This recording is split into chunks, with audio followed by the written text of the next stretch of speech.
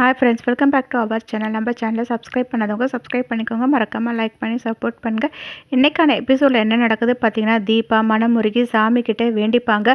அதனால் இங்கே அபிராமி பார்த்தீங்கன்னா கையெல்லாம் அசைக்க ஆரம்பிச்சிருவாங்க. தீபாவும் பாட்டு பாடி முடிச்சுட்டு சாமிக்கிட்ட, நான் என்னோடய வேண்டுதலை உங்ககிட்ட வச்சுட்டேன், நான் ஹாஸ்பிட்டலுக்கு போக போகிறேன், அங்கே என்னோடய அத்தைக்கு நல்லாயிடணும் அப்படின்னு வேண்டிக்கிட்டு அங்கேருந்து கிளம்பிடுவாங்க.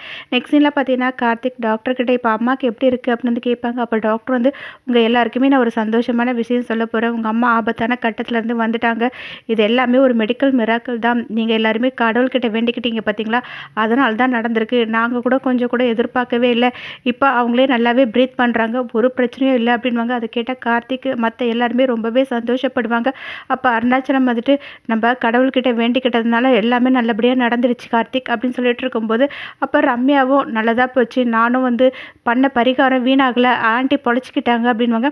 அருணாச்சலம் என்னம்மா சொல்கிற அப்படின்னு கேட்கும்போது, ரம்யாவும் நடந்த விஷயம் எல்லாத்தையுமே சொல்லுவாங்க. அவங்க பரிகாரம் பண்ணது, கார்த்திக் காப்பாற்றினது எல்லாத்தையுமே சொல்லிட்டு இருப்பாங்க. அதை கேட்ட அருணாச்சலம், பரவாயில்லம்மா, உனக்கு எவ்வளோ பெரிய மனசு இருந்தால் நீ என்னோட நாச்சியாக்காக பரிகாரம் பண்ணியிருக்க அப்படின்வாங்க. அதுக்கு ரம்யா பின்ன என்ன அங்கிள், நான் வீட்டுக்கு வரும்போது ஆன்ட்டிக்கிட்ட ரொம்ப நல்லா பேசியிருக்கேன். இப்போ அவங்க ஆபத்தான நிலைமையில் இருக்கும்போது அதை பார்த்துக்கிட்டே என்னால் சும்மா இருக்க முடியுமா, அதனால தான் அவங்களுக்காக இந்த வேண்டுதலை பண்ணேன் அப்படின்னு சொல்லிட்டு இருப்பாங்க. அதை கேட்ட ஆனந்தும், இந்த மாதிரி ஃப்ரெண்டு எனக்கு கிடைக்கிறதுக்கு நான் கொடுத்து வச்சிருக்கணும் அப்படின்னு சொல்லிட்டு இருப்பாங்க. எல்லாருமே மாற்றி மாற்றி ரம்யாவை புகழ்ந்துட்டு இருப்பாங்க.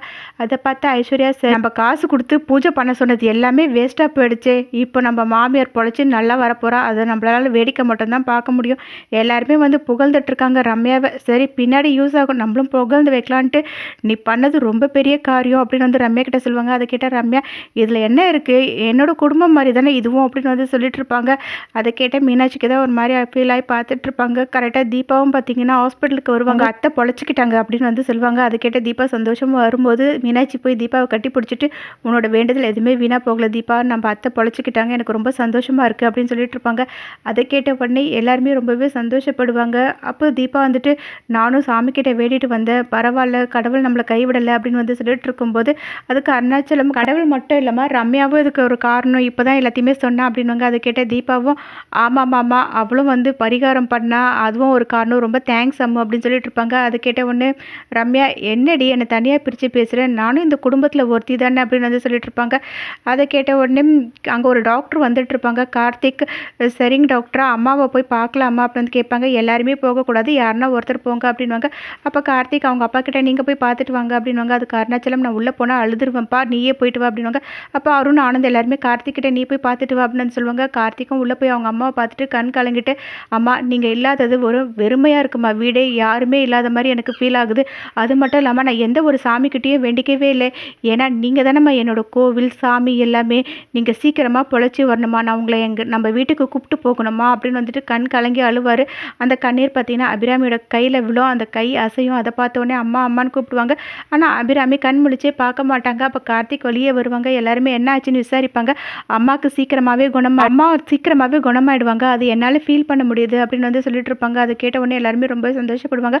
அப்போ டாக்டர், நாங்கள் பேஷண்ட்டை பார்த்துக்குறோம், நீங்கள் எல்லாருமே கிளம்புங்க அப்படின்னு சொல்லுவாங்க.